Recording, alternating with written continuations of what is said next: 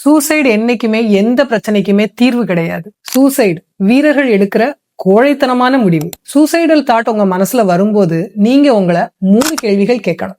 முதல் கேள்வி, என்னைக்குமே கடவுள் பிரச்சனைய அதுக்குள்ள சொல்யூஷனோட தான் படைப்பாரு, பூட்டியும் சாவியும் மாதிரி. உங்க பிரச்சனைக்கு சொல்யூஷன் இல்ல அப்படின்னு நீங்க நினைச்சீங்கன்னா அது பிரச்சனையே இல்ல. 2வது கேள்வி, உங்க வாழ்க்கையில இதுக்கு முன்னாடி மிகுந்த தாக்கம் ஏற்படுத்துற மாதிரியான பிரச்சனைகள் இதுக்கு முன்னாடி என்ன நடந்திருக்குன்னு யோசிச்சு பாருங்க. அந்த பிரச்சனையை இன்னைக்கு யோசிக்கும் போது அதே வீரியம் உங்களுக்கு இருக்கா? கண்டிப்பா இல்ல, இல்லையா? அதேதான் இப்பவும். Time heals everything. 3வது கேள்வி, உங்க பெத்தவங்களையும் உங்க கூட உள்ளவங்களையும் உங்க சூசைடுக்கு அப்புறம் அவங்க மனநிலை எப்படி இருக்கும்னு ஒரு நிமிஷம் யோசிச்சு பாருங்க. இந்த மனநிலையில இருந்து வெளிவரதுக்கு உங்களுக்கு 2 வழிகள் சொல்றேன். சூசைடுங்கிறது ரொம்ப பெரிய முடிவு. அதை எடுக்கிறதுக்கு முன்னாடி நீங்க 4 நாள் யோசிங்க. யோசிச்சதுக்கு அப்புறம் அது கண்டிப்பா தப்பான முடிவுன்னு உங்களுக்கே தோணும். 2வது வழி, உங்க பிரச்சனைய ஒண்ணு உங்க பெத்தவங்க கிட்ட பேசுங்க.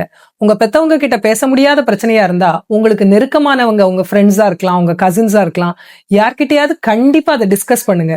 டிஸ்கஸ் பண்ணும்போதே உங்க மனசுல இருக்கிற பாரம் இறங்கி உங்க பாதி பிரச்சனை தீர்ந்த மாதிரி இருக்கும்.